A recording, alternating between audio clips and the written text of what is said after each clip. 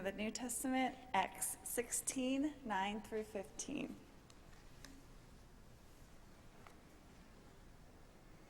During the night, Paul had a vision. There stood a man of Macedonia pleading with him and saying, "Come over to Macedonia and help us." When he had seen the vision, we immediately tried to cross over to Macedonia, being convinced that God had called us to proclaim the good news to them.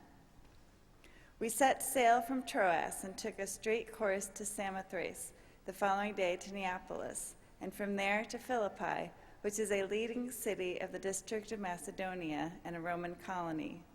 We remained in this city for some days. On the Sabbath day, we went outside the gate by the river, where we supposed there was a place of prayer. And we sat down and spoke to the women who had gathered there. A certain woman named Lydia,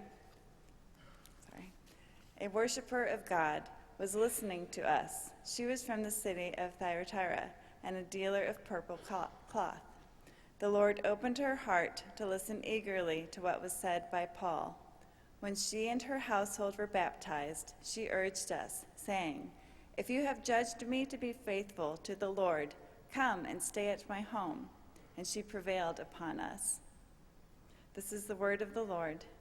Thanks be to God.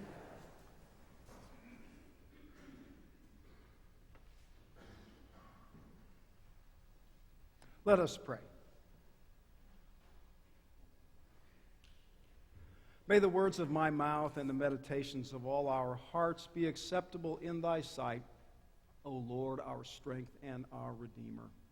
Amen. I thought this morning that in honor of United Methodist Women's Sunday, it would be appropriate to introduce you, or probably reintroduce you, to a not very well-known, but I think very important woman from the New Testament. This woman named Lydia, that Jen just read the story of. In my opinion, Lydia could rightly be considered the earliest ancestor of United Methodist women, in the sense that she is the very first woman convert to Christianity on the continent of Europe. It's her European roots, I think, that put Lydia in the lineage of that branch of the church from which our American Protestant tradition comes. And therefore, she ranks as number one ancestor of the Protestant women's movement and United Methodist women. That's where it comes from, Lydia. And if you remember why the European distinction is important, if you remember your world history, the spread of Christianity in the first century as a movement and as an institution first got going not in Europe, but in Asia Minor, in what is really now modern-day Turkey and Syria, that part of the world. Paul the Apostle, of course, is the person who made this happen, or at least played the biggest role in it. Paul traveled extensively after his conversion through the northern Mediterranean region. He went to the island of Cyprus off the coast of Israel, but never made it to Europe, at least in the first foray. He stayed there on the kind of southern coast of Turkey, establishing congregations, preaching in synagogues, telling the good news of Jesus. And Paul's message was, his modus operandi was to go to a community, make contact with the synagogue, Paul being a Jew, and he would be invited to speak as a guest in the synagogue, where he would say, "I know this good news that you need to know. Jesus of Nazareth, who gave me life, will give you life too. And it's a part of our lineage, who we are, to now give our allegiance and find our life centered in him." Paul did that effectively throughout Asia, the northern Mediterranean there. But one of the most important things he ever did, and he did this almost as an impulsive decision, was there was a time he had his way blocked on one of his journeys along that coast of Turkey, and he decided that since his way was blocked, he wanted to go to a town of Bithynia in what is now Turkey. And Bithynia was a well-to-do city. He thought if he could establish another church there, that would be a very great help in building the overall well-being of the institution. Couldn't get to Bithynia. and found himself on the coast in this little village of Troas on the Asian North Mediterranean coast. And he gets a vision. A man from Macedonia over in Greece, Europe, saying, come over and help us. So Paul does that. He follows that impulse and gets over, and the first person we learn that Paul runs into is this charming European lady named Lydia. We are told that Lydia is a businesswoman. She is an entrepreneur, makes her living as a dealer in purple cloth. And if you know, in the first century, only the most well-to-do, purple was the color of royalty, and the most well-to-do would be able to afford cloth that had been dyed, and purple dye was hard to make, expensive. And so if you think about that, Lydia runs a high-end boutique. I mean, that's what she does. She sells the equivalent of, Hugo Boss suits or Chanel dresses, whatever. That's Lydia's job. She's a dealer in nice clothing. And Paul, in running into her, though it's described very simply in Acts, that was a huge stroke of luck for him. Or I would prefer to say it was a God thing for him, because it was the springboard for him getting established in Europe. And unbeknownst to Paul at the time, when you think about it, getting established in Greece meant everything to the long-term survival of the church. If you remember your world history, in just a few centuries, all those congregations Paul had established up to this point in Asia Minor, in Turkey, they would be overrun. You remember the barbarian invasions, the Goths and the Visigoths and the Vandal tribes and all of that. They would have come through, and they did. And those congregations that Paul had initially established, within just a few decades, they had been wiped out in the period of the Dark Ages. It was in Europe that the spark stayed alive, so to speak, when all those other congregations had been snuffed out by the invading hordes. Europe, it didn't, and the spark stayed alive, and that was the spark from which the church would reignite and become the church that's our legacy and light. So lo and behold, it all starts there in Acts 16. It's described very humbly, but Paul, responding to that dream, has the good fortune to run into Lydia. The text says that way up in the mountains of Macedonia, Lydia was baptized, and her household with her. So you get a sense, Lydia's kind of in charge of the household, right?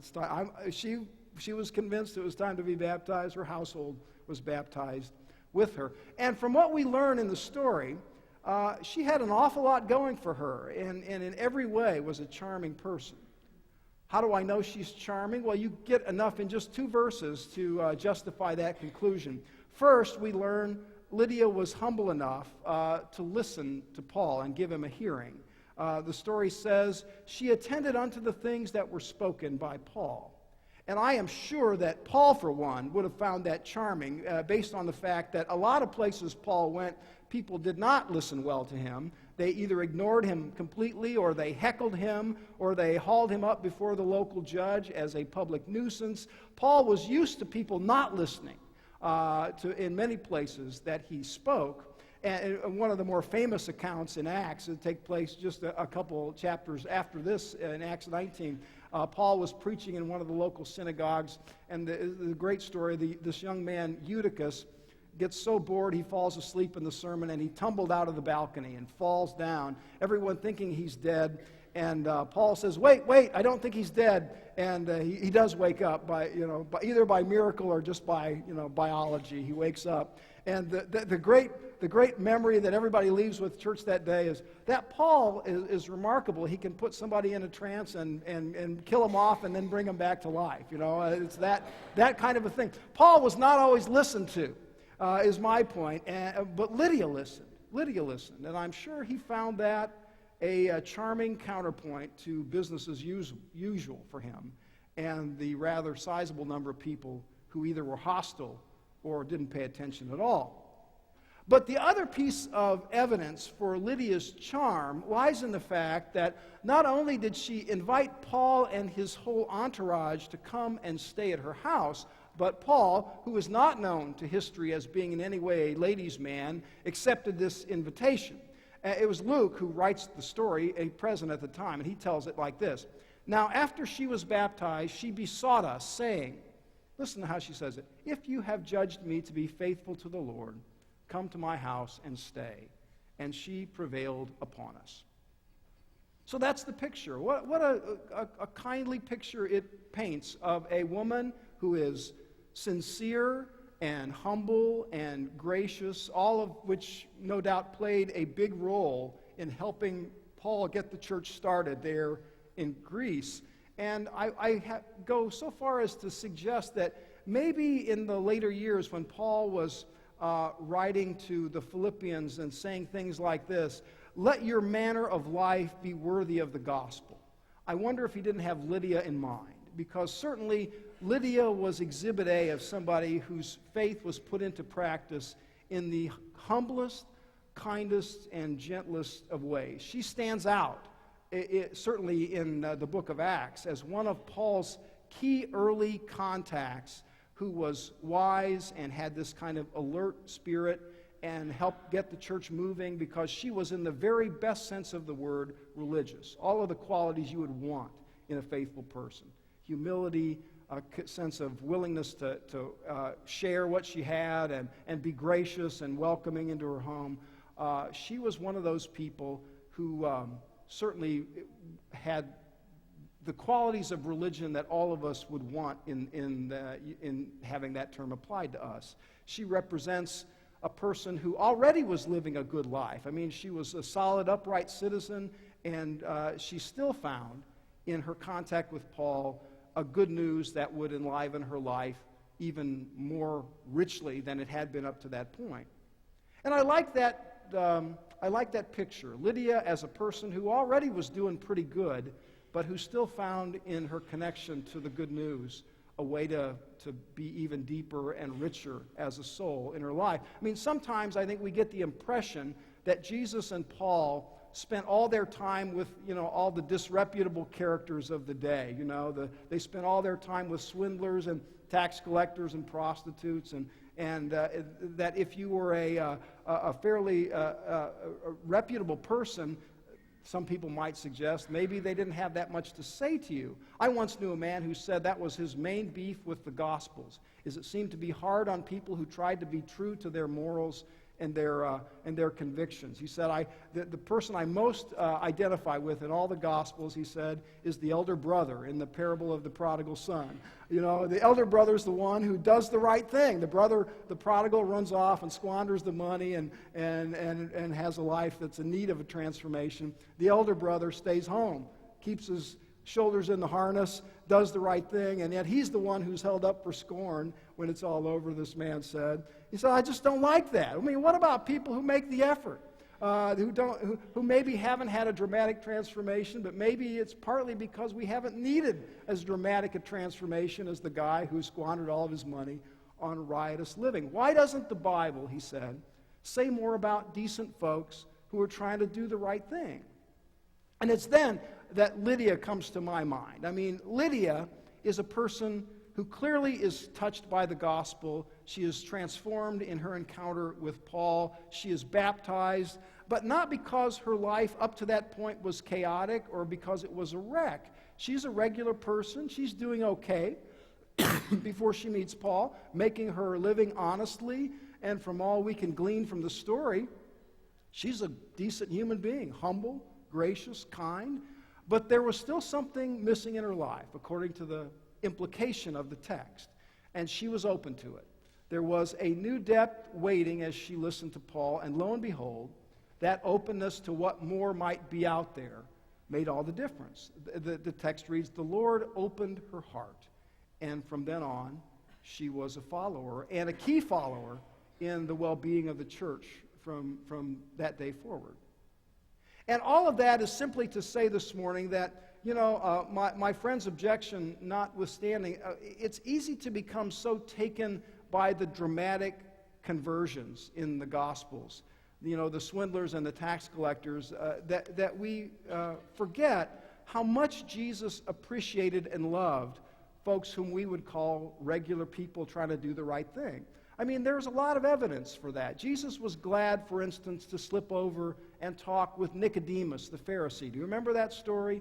Jesus respected Nicodemus as a conscientious man and regarded him as a leader in Israel. And yet he also felt that he had something to give Nicodemus. And if you were to ask what it is, I think more than anything else, it was a way of looking at life in which what matters most is not whether we are all having it all together or whether our life is chaotic, whether we are religious or irreligious in conventional ways, but what matters most is whether or not we're living by the grace of God.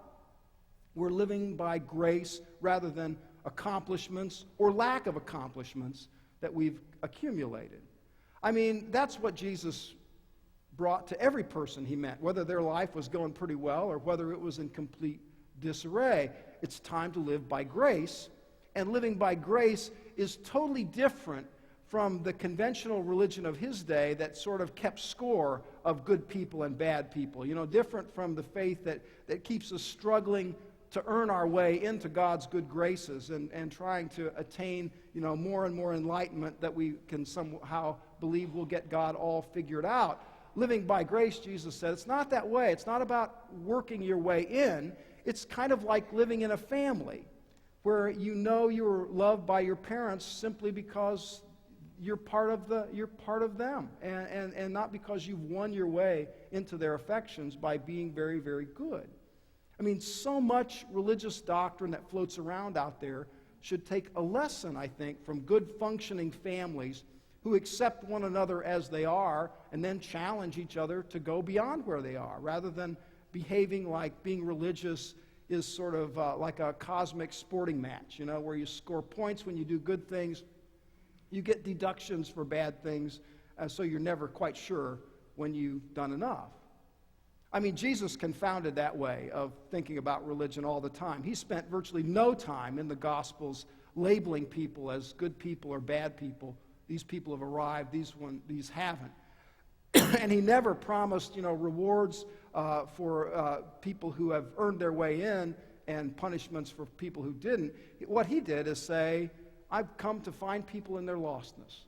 The Son of Man has come to seek and save the lost. And you know, you can get lost in your goodness as much as you can in your badness. You can lose your way trying to do the right thing and rack up a good spiritual dossier as easily as you can get off the track following your own selfish impulses and whims and passions, all of that.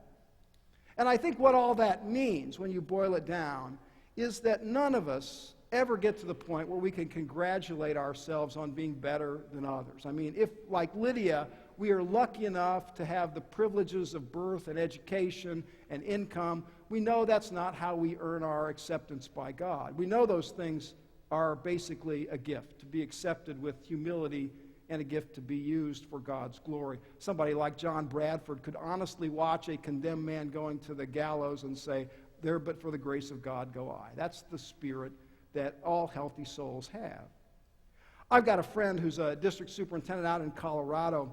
Not long ago on her website, she posted a little story I liked. I thought it went well with what I'm talking about today. And the story is that hundreds of years ago, in a small town in Europe, there was a young man who was kind of wild and mischievous, and he began stealing sheep from local farmers. And he made quite a good living taking sheep out of people's pastures and reselling them in the village down the way. He did this for a while until he got caught, and the local farmers gathered together to decide this man's fate. They decided that they would not execute him, but that they would brand the letters ST on his forehead so that he would forever be known as a sheep thief. ST was branded on his forehead, and that was his punishment for his transgression. So they did that, and the man, filled with remorse, decided that he would try to turn over a new leaf.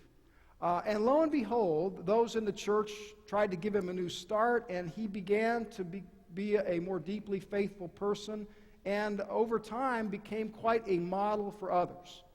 Whenever somebody in the village needed help, he was there. Whenever somebody needed food or money or clothing, he was there.